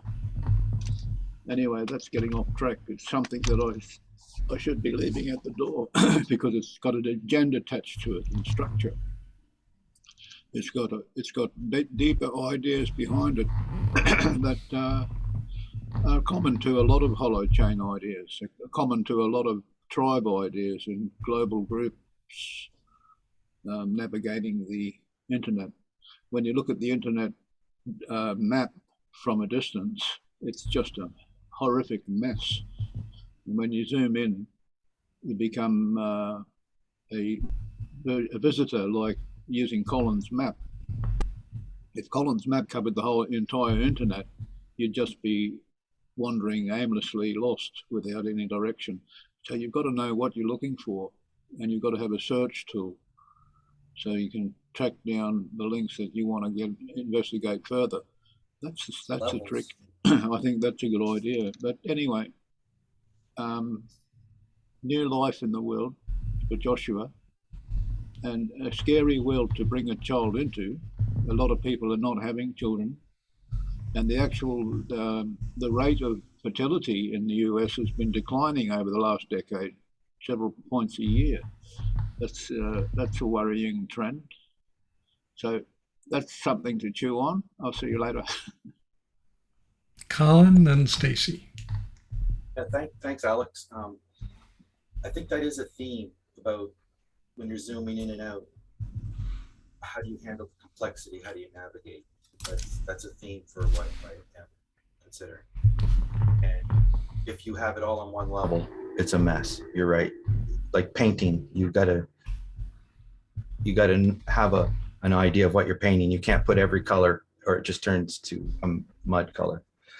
So with responding to Josh, because I hope he doesn't feel like I'm trying to pull the Clubhouse latest news out of him. But yeah, I do think that there are certain topics that we can just mention and not expect to get into details, but just, just flavoring, like a host would in a conversation. Like, did you hear it, Barry? Or, oh, back from Clubhouse. But, whatever. It's not the point of the conversation. We should know what we're going to talk about. Yes. And game A and game B, another example of conflation is the Myers-Briggs type indicator that I like. So I like models, right? But if you look at the model to an idealistic sense, or like you say, you get some people to come up to you and say, hey, what kind of type are you? Oh, you're an introvert, extrovert, blah, blah, blah. And then they know everything, right? The point is of these models isn't that you know everything. It gives you a perspective on how much variability there can be and how much difference there is to appreciate. So with the Myers-Briggs, it gives you a lot more to consider, not tell you know a lot more things, a lot more sliders, Barry, a lot more sliders to sample for. And that's just it. When people say, oh, I get what you're saying, and they take the big slider and they move that dichotomy, they're not even in the conversation with me, because there's at least usually more than one point or layer or level to consider. And so in general conversation, we keep it light and easy. Yes. So with the plan A, plan B, I think that's very germane to our group, because Not that we say, oh, are you in plan B or are you plan A? Or like, that's annoying. The idea is, what is plan B? What could it be? And how do I easily slide right back into plan A? Like, can I do it differently? Can I learn to, So that's what the mindset I'm being, because you're right. Any one of these tools, take religion. They'll take that, all the good in those wonderful historic books of doing better, and then they use that against you too. So it comes down to the person. So I'm sorry. I hope you don't see me as the plan A, plan B or type person, because it's about allowing you to almost open up the universe to see how much you don't know. It reveals your ignorance more than it reveals you should give you arrogance. It should do the opposite. Anyway, thank you, Josh. And a wonderful child. Stacy? I don't know what anybody else's definition of game A and game B is, but for me, it's very simply, game B is a holistic approach to life and the world and the way it's set up. That's what it means. But I want to address Alex, since he brought it up, and you saw I put my hand down, then I put it back up. I wasn't sure if I was going to, but so the idea about linking, I always knew, I mean, I get it, and it's a great idea. And actually the workbook part of what I was talking to you about uses that concept. But the problem that I always had about just, wanting to link up to pages, I may not necessarily want, for example, you look through somebody's list on Facebook of their friends. Just because they're on that list doesn't mean that that person like highly respects them or that they trust their judgment. So if I'm linking to somebody, I want it to be, I'm linking to Doug for this specifically. I'm linking to Colin for this specifically. I'm linking to somebody else, maybe because I like their sense of humor, but I wouldn't necessarily ask them for their opinion on something. So again, it's about blending different ideas. And I definitely take your idea about linking people to heart. That is definitely something that needs to be done. But I haven't done it in your way yet because it wasn't exactly what's going to fit for me. And if you didn't bring it up, I wouldn't have said it at this point, but I think you'll like when I show you the way the workbook will work. Barry? I want to go back to this issue about models and systems and the difference between something that's very concrete, something you hold in your hand, and something that's very abstract. I don't know if I can raise this. It's in the camera. I'll tune the camera down. What is this? Can anybody tell what this is? Part of a vacuum? No. Like an attachment? No. Microphone. No, this is the microphone that I'm using right now. Anybody know what this is? A mouse? An old mouse? No. Nope. Some Sun thingy. microphone, sound systems. Microphone. Yeah, these are both microphones. Now, what the microphone has is something called a function. It takes sound that's, speaking sound, and it turns it into an electrical signal that goes into a wire. Now, the notion of a function, something that takes audible sound and turns it into an electrical signal, that's an abstraction. Concretely, this is a microphone. Concretely, this other one, which I don't have enough cable to pick it up, is also a microphone. And so when you're talking about abstractions and systems and functions and models, you have a model, an abstract model of a microphone, what it does. But how you make one, how you make a concrete working microphone is very different. Everybody knows what a car is. But I have a 1997 Mazda 626, and if I open the hood and look at the engine has a function, which all the other cars have a similar function, but the details are very different from the next model. So if you really want to understand how an engine works, you can't just say, oh, it just burns fuel and makes power for the wheels. That's very abstract, but it doesn't tell you really much about it. It's one thing to talk at a very concrete level. When Glenn held up an apple, I said, That's a fruit from a tree and you can eat it and it'll give you energy. Holds up a banana. That's a fruit from a tree and you can eat it and give you energy. But they're different. So there's these levels of abstraction. Food is an abstraction. Apple is concrete. What level can I talk? Can I talk about rules? Can I talk about protocols? I remember when I first started playing around with the internet and they kept using this word protocol. What the hell's a protocol? They used to use that in diplomacy in the State Department. When you went and talked to, your ambassador from Russia, you had to use diplomatic protocols. I had no idea what a diplomatic protocol was because I'm not in the State Department. Then they started using the same word, internet protocol.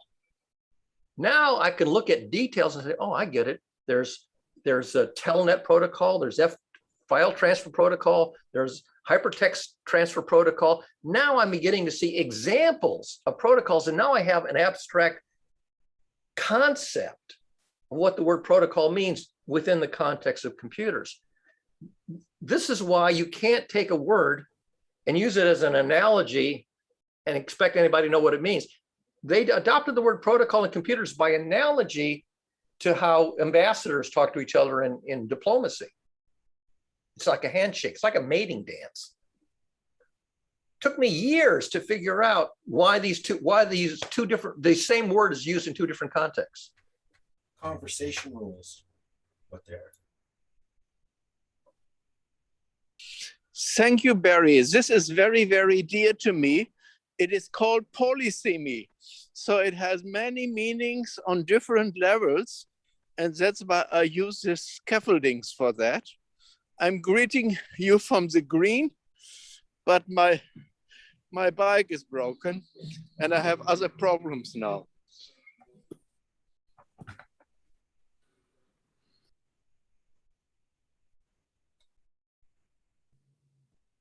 Oh dear. What happened? Flat tire? Chained? When he says it's broken, that's abstract. The diagnosis is concrete. The bicycle is no longer functioning correctly. Right. And that again is the word function. It's a very abstract word, function. When I say to in the Science Museum, what's a function? Most people who come to the Science Museum never took very much math. And they don't think of the word function as it's defined in mathematics.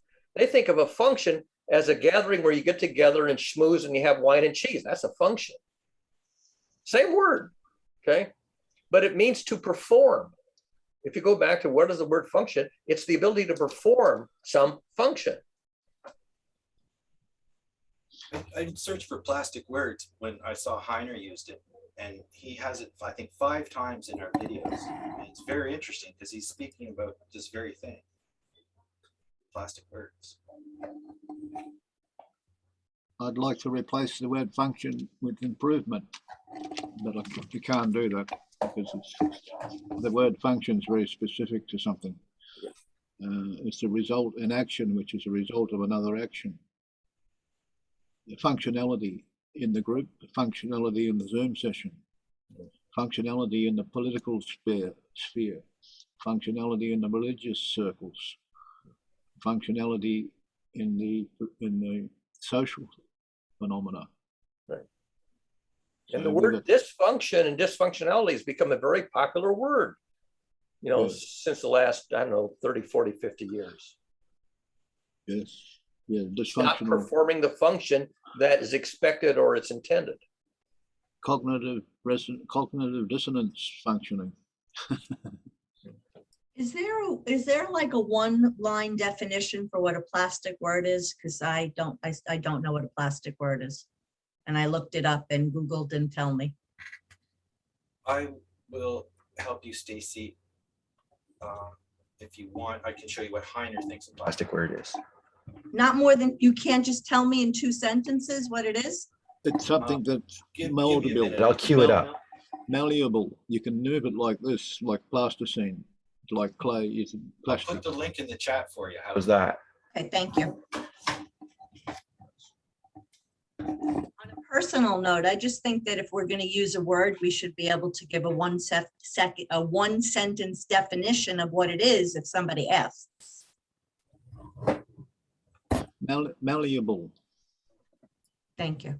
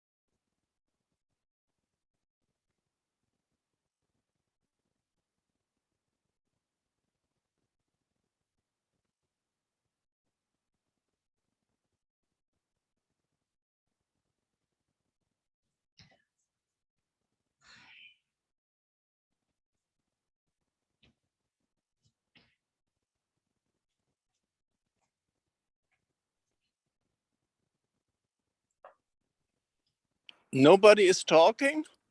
That's You correct. You heard the word plastic word and it silenced you off. Maybe everybody's researching, and you got to do your homework sometimes. You can't just always be on the air. Sometimes you got to go back and do your homework. Okay, plastic word was coined by Mr. Perks, and his son is also a very smart media philosophy guy.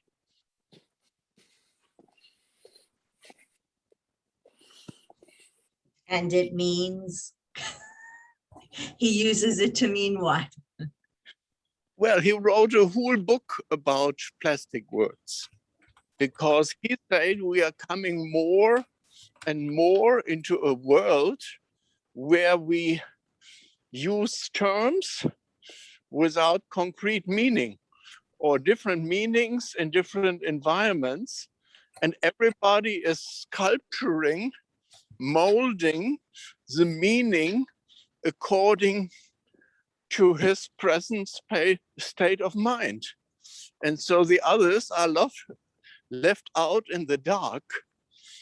And so he says words should be concrete, like T.S. Eliot also often wrote.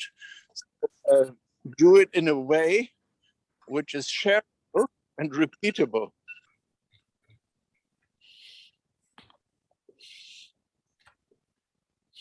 I've got to agree that words should be concrete. But I would, in this day and age, the word hempcrete would be a better one to use than concrete, because concrete uses too much resources and energy to produce and creates a huge amount of CO2 in the process. So hempcrete, words should be hempcrete. And malleable. Malleable means pliable. You can use the word in several different meanings, in several different contexts, because it's a plastic word. Over. The word you're looking for is agile. We want agile systems that can bend different ways and respond, adapt we have a common problem with maladaptive practices. You can adapt, and you can adapt in a way that improves the ability to interact with somebody, but maladaptive is the undesirable version, where you misadapt or maladapt, and now your ability to connect and exchange information has been degraded. Well, maybe it is tangible when you create it in models or reference to a certain subject. And then you have a context and you can negotiate it. Otherwise, it's meaningless. It is like cyberculture.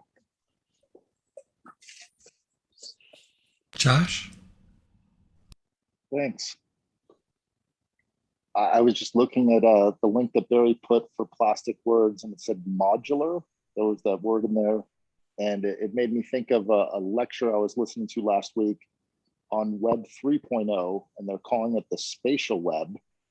So taking all of the information out of the 2D screens that we're using and adapting that to the spatial world outside of the screens, where you can click on anything in real life and interact with it spatially. So you're using augmented and assisted reality.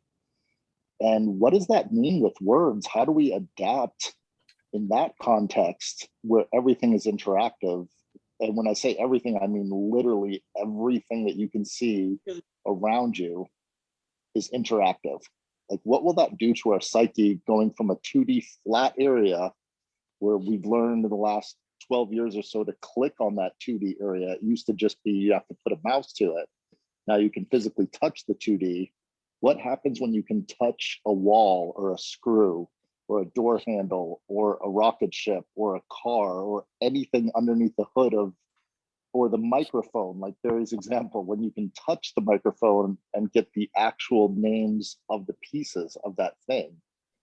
And it's adaptable. And what does that mean to us as a species, as a society, to regrow language around all these things? I'm just fascinated by what we're going to create together in a three-dimensional. And what does it mean to think three-dimensional, where the people have always lived at the surface of the earth? What happens when we start living above it and below it with tunnels and these giant massive buildings 50, 60, 70, 80, 100 stories high? I just feel that, you know, this is bringing up for me the idea of our languaging here as we adapt as human beings, seeing and being in the world. What will that mean to us? We've had to adapt to this 2D internet world for the last 30 years. Now we have to adapt again. And is our psyche ready for that? That's what's coming up for me in today's. That's my close. I think I will leave with that idea of, if we as a group of people could all learn to adapt to each other, like Colin often says, people adapters, how we're adapting to each other, can we learn to adapt to a changing world that we share with each other? Because I could never share every little piece of everything in my house with all of you across the world until now. Now I can give you guys all the ability to walk around my house without ever coming to visit it. And vice versa. When I get to walk around your houses and see that through these new adapters that would look like a camera apparatus that is a three-dimensional of me walking next to you in virtual reality in your house. And I can turn my head and see the things that are there because it's a 360-degree camera, not a 8mm camera. So I just hope that we really start to realize how much our worlds are going to be flipped upside down in the next couple of years, and that we don't lose track of the humanity behind it. I think that's why we're all here, is that we can do it in a way that's really enjoyable and fun with each other. And the last thing I'll just say is the picture I was trying to show up here is my friend Benoit went to Burundi last month, 3 weeks ago, and he put a picture of a gentleman stacking bricks on a bicycle. Let me see if I can show it. And I think that's an amazing adaptation to that environment of where he lives. The gentleman has no shoes on his feet, but he's building a giant construction with a bicycle because that's what he had to adapt to. That's the things that he has. And I find that to be an inspiration for what humanity can do with the things around us, that we could pretty much do anything that we put our hearts and minds to, whether we have shoes or not, or a car or a wheelbarrow or not, we can turn a bicycle into a wheelbarrow. So I hope that we continue to all be as innovative with each other and admire the ingenuity and not look down upon someone for the way that they're interacting with the spatial web or the spatial world that is reality. And stop trying to stick everybody onto a screen and tell people how to do it on a screen. Let's break out of our little boxes of not just the internet boxes and physical spaces, but break out of these paradigmatic boxes that we're putting each other into and telling us this is what the word protocol means, as opposed to having the actual intent behind the word adapted to the situation.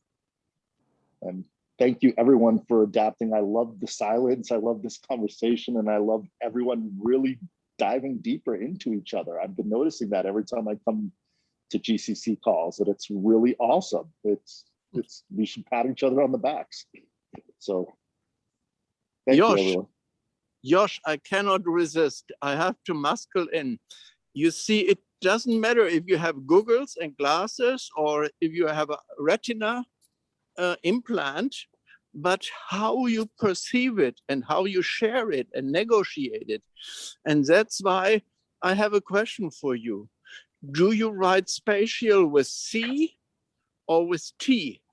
Because we made in '88 a distinction to English language saying mathematical abstract spatial is flat and with a T, but in the historic use of English language, it was, if you go to the old versions of Encyclopedia Britannica or whatever, you write that originally spatial was written with C because it's derived from space. I'm not the world's best speller, Heiner. So the way I've seen it written is with the T as in Tom. I think all words and linguistics is exactly that. And you can shift and change atom. Do you spell the word atom that's inside of quarks and quantum physics with a D or a T? And it's with a D, and Adam, is that the first man or the first thing that existed in our universe? I mean, these are philosophical questions, but you're right, how we interact with each other is going to define the terms of reality with each other. And I think no one's ever given us that choice. Go ahead, Heiner, I'm sorry. You see, in German, I say two-dimensional flach, which is shadow. And I say three-dimensional, I say deep, teeth. And so in our language, immediately spatial, you are aware of what you mean, if it's flat or deep or multidimensional. So it is not just a matter of how you spell it, but what is the referent? Can you tell me that word again for deep? It's teeth? In German, it's teeth. T-E-I-F. And that teeth. means deep. Okay. Teeth. I think the reason that we prefer to spell spatial with a T is because if you spelled it with a C, then it's very close to the word special, and special and spatial would be easily confused because they're, the letter A and the letter E are the only difference, and those letters are not that different in their shape. So I think what happens in language is that the spelling which is least likely to be confused is the one that ends up becoming adopted. So we say spatial with a T and special, EC, and then you're very unlikely to confuse the two words. Can I go now? My hand's been up. Sorry. No, that's fine. What I had wanted to say, adding on to what Heiner and Josh were saying, is that I think a good place to start is to at least focus on using clean language, because that does two things. To some of the things that Doug tries to get us to do, it helps us to focus on our own judgment. And to the more, what Heiner's talking about, at least it's a start of using words that mean one thing and exactly what they mean. So like when I had used the words digital periodical, and I was so specific about it, and so what might have appeared to somebody as bullheaded about it, it was because I wanted it to concretely mean something. It was a digital periodical. But I think that, so I just think that that's a good start. And I had put in the chat to Alex when he talked about hempcrete, that would be a word for game B. And that might be a good way to create our way there. That's it. You're muted. You're muted, Doug. Alex, go ahead. Just want to invite that these next are lasts. So go ahead, Alex. There's an issue with hempcrete. Hempcrete is good for insulation. It's not a structurally supportive material. You can't use it for load-bearing walls, for example. You have to have a structure in place, a rib cage, if you like, because it's not a load-bearing. So that's the problem. It needs to have posts in between the hempcrete. But they're working on it, and hopefully they'll come up with something that will strengthen it without increasing the amount of carbon in the atmosphere. Yes, and that'll be my checkout. Thank you all for a great meeting, great session. Colin? Yeah, I'd like to reiterate on trying to be concrete with one of the most abstract words possible, plastic words. And I'd like to try a 2-minute experiment here in my checkout, if that's okay. To share my screen and audio and play a few of the times that Heiner actually explained what plastic words were, to see what kind of value we have here. Maybe Heiner's changed his mind, but I bet you he hasn't. So that's, if that's okay. Go Doug? for it, quick. Okay. Try this. Ooh, some screaming going on. Okay, we got the right screen. Screen 1. Shit. Oh wait, that's not the right screen.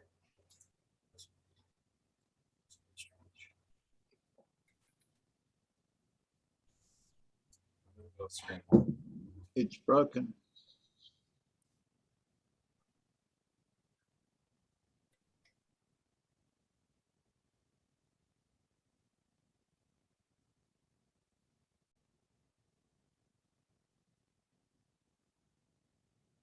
Drivers shared models make it concrete, but not just words.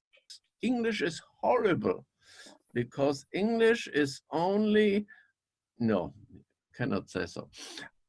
English is very good in using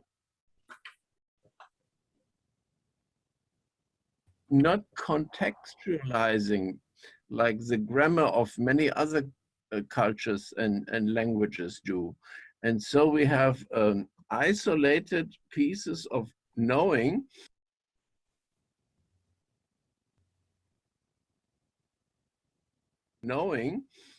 but not really coming to do the dance. And again, this dance is metaphorically meant, like Collins' library, but it means to really give shared storytelling, story doing examples how we make a difference that matters. And that was our conversation last night. And I'm still a little bit between day and night. So excuse me, but this session was interesting and I feel I have to leave very soon. Wow. Okay. I don't know how that worked. Now again, I got to leave, but I enjoyed and talk to you later. I enjoyed. Talk to you all later. Sam, you have any parting words?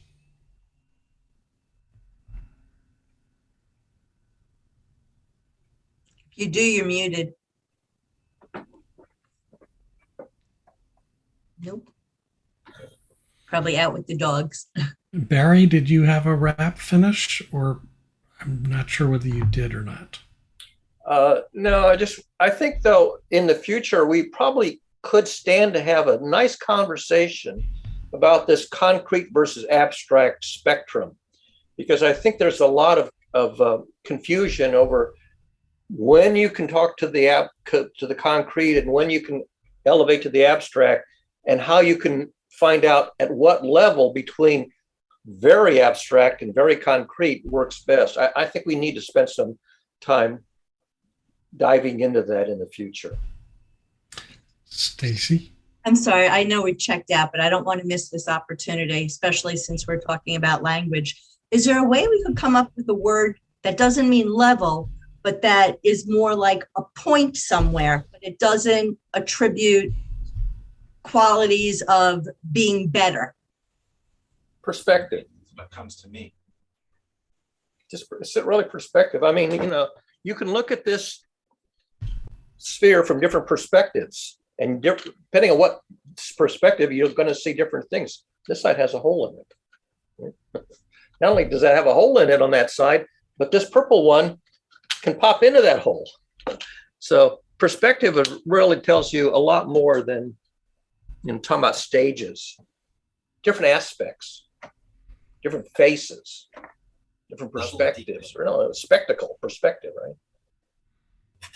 What you see. Sam, we're doing closings if you want to share one. Yeah, I apologize. I was gone because my daughter is actually arranging a trip to Hawaii with my son. The very first time they've ever decided to travel together. So I was trying to help make that happen. So they're going to be gone starting this Thursday, it turns out. So I'll be on my own for an entire week starting Thursday. Anyway, sorry to miss a lot of that, but I know that I don't think I still owe you a request for a one-on-one. So I will ping you now, in fact, and see what times are good for you. Okay? Over. You're on. I appreciate all of you continuing to show up and put your noses to our collective grindstone.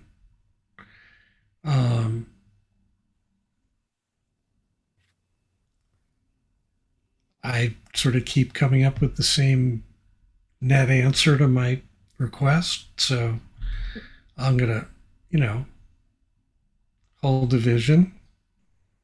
Maybe someday it'll actually manifest. Sam. You have a session on video that you could share where what you asked was possible and was being done? A concrete example. I have several hundred hours worth of video. Use the peanut butter company. Pick one of them. What I can do is share. We have it, right? We're here to help you. We have several hundred hours together collectively, or you have? No. I have several hundred hours with other people working emergently. Oh, okay. Thank you. Yeah. I do have a coming into the present moment opening ritual that we use in a lot of these that I'd be happy to share as a experiential and dynamic way of coming into present moment. Okay. As a tool. And we could certainly start with that next Sunday. Level up. Be good to know, what you're doing there that we're lacking here, quote unquote. Well, I just want to be really clear. It's not a lacking here. Well, it is because you're not seeing it here. Well, yeah, but that's not a lack. It's a difference. But a lack connotes a kind of energy and judgment that I don't have. Right. And it's there because you indicate a preference for it. That's why the energy is there. Yeah, that's definitely true. but that's personal and not a projection that what happens here is less than or not. So all good. The implication is that it's less than because you prefer that. Preferring something on a personal taste preference doesn't carry judgment. Personal private is a line we weave across and back through. I did it today with mentioning Barry. I guess I made a mistake. I was trying to be more open, and I got slapped for it. It's really a lived experiential difference. Not judgment intrinsically carries projection. Not coming from judgment, not being centered in judgment in response to the world, very different experience. And the world we live in is a world of just tremendously powerful, all-pervasive judgment, individual, collective, and other, like in this, chaotic, sort of boundless, metaphoric field of battle. Right. And so not, the difference is a lived experiential difference, emotional difference, energetic difference. It's not it's not rooted in a relative to something else judgment frame. It doesn't carry that kind of energy and projection. So it's a little bit different, but it's one of those things you sort of have to feel it, experience it to understand it. And that isn't an intellectually constructible thing. An experience is an experience, An orgasm is an orgasm. You can have 5,000 poetic descriptions and songs about people coming, but that doesn't mean that those things equal somebody coming. That. So substituted the word experience in for level, and I suggested to Stacy, I actually use the word level in different contexts. So I'm proposing that there is a conversation where the premise is not the same for both people. So if you don't line up your premise, then your words don't matter. Well, all of that is already elaborative, and I'm suggesting there's a presence in current moment that's lived. Yes, lived experience. That's actually is being experienced in real time. Yeah. So one question before you go. Sure. I want to leave you guys with one question. If instead of a box container that had levels, we imagined a circle, can we find a way to figure out how we would describe places in those circles? That's my question. I don't expect an answer now.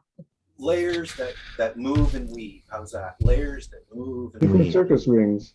Barry's got one. Layers that move and weave. And they would do weave. I can actually move these little They weave. marbles from one hole to another. Dynamic containers, Stacy. Ones that can fit what we None of need. those- Doug says yes. Dynamic containers, please. They're not working for me. And Doug, I'm going to email you. Okay. Bye, all. I turn you back to your Sunday. Enjoy, Alex, your Monday, and I'll see you next week. Thank you. See you later.